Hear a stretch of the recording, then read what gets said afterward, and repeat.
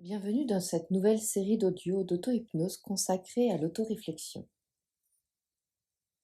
Il s'agit ici de s'intéresser à cette petite voix qui nous accompagne, celle qui dans la tête nous guide dans nos choix, nous critique, nous félicite parfois. Vous la connaissez, elle est constamment présente, sauf peut-être quand vous êtes en état d'hypnose.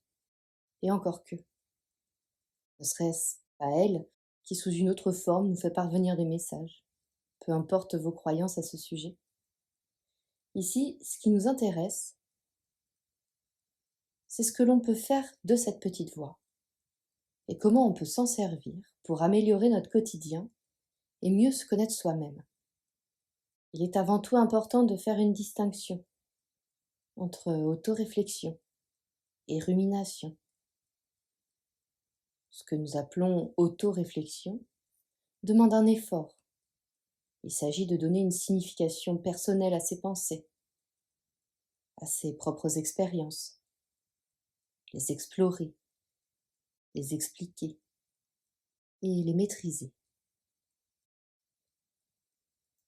Lorsque nous sommes confrontés à un événement marquant, il est souvent plus facile de se laisser entraîner par cette petite voix dans une spirale de pensées négatives. C'est la rumination.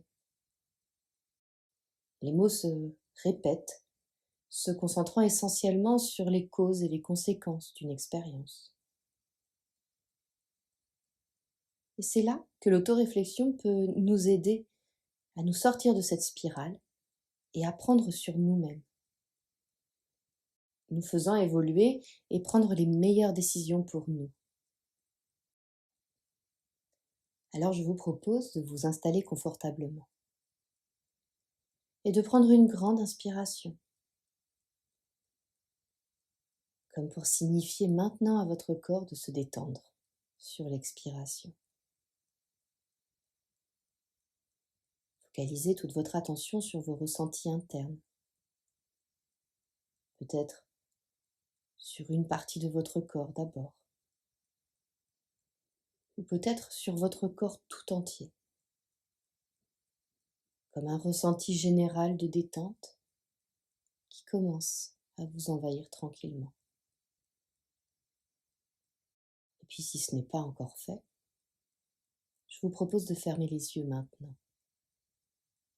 laissant ainsi jusqu'aux muscles des paupières se détendre eux aussi.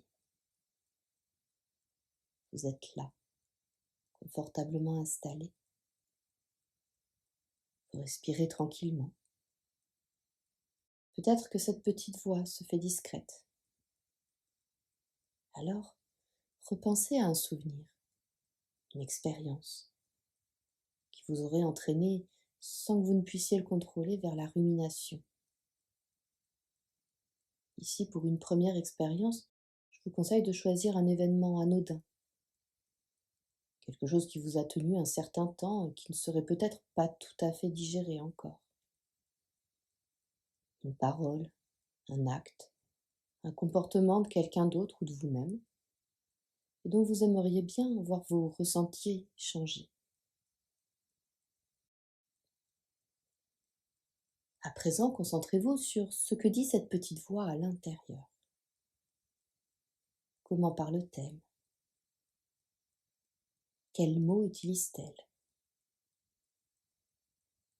Qu'est-ce qui fait qu'elle ressasse toujours la même chose, alors que cet événement est pourtant bel et bien passé?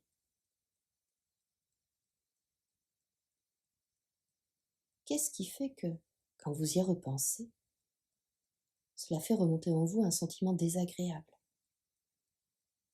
Cette petite voix, elle tourne en boucle. Elle vous entraîne dans un marasme qui ne vous convient plus à présent.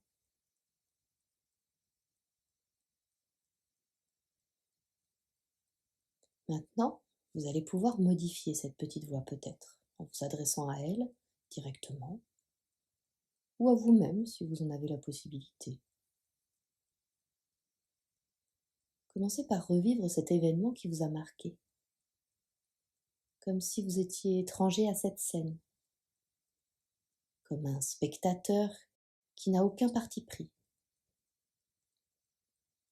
Revivez les mots, les gestes, les attitudes des uns, des autres, en étant totalement extérieur à cette scène et complètement objectif. Explorez cette expérience sous toutes les formes, sous les différents points de vue. Peut-être avez-vous besoin de comprendre le pourquoi des réactions des uns et des autres, les vôtres peut-être même. Alors pour cela, vous pouvez explorer la situation en vous mettant dans la peau des différents acteurs, en cherchant ce qui les pousse à réagir ainsi, et pas autrement.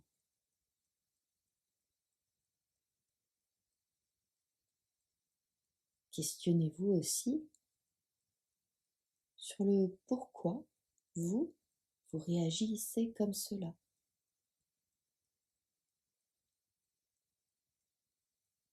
Qu'est-ce que cela réveille en vous?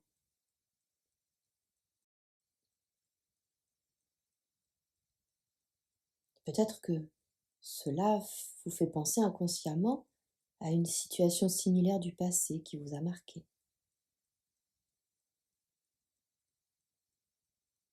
Peut-être que cela vient vous blesser dans votre considération de vous-même.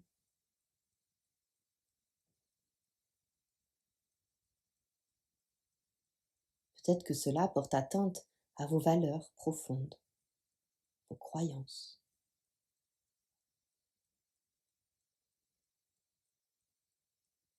Explorez en quoi cette situation vous atteint-elle et trouvez les réponses, ou au moins un début d'explication.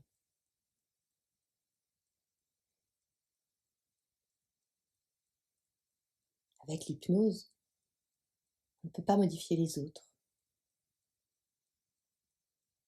On ne modifie pas un souvenir en lui-même. En revanche, on peut se libérer des émotions négatives qui y sont associées. Alors à présent, imaginez comment vous auriez pu réagir autrement. Ce qui, à votre sens, aurait pu être plus convenable pour vous, avec vos ressources du moment, votre état interne du moment, avec tout ce que vous avez ressenti au moment de cet événement. Comment auriez-vous aimé que cela se passe sans changer les faits, mais juste en modifiant ce que vous en avez mémorisé, les émotions qui y sont associées? Auriez-vous pu faire autrement, tout en étant en accord avec vous-même?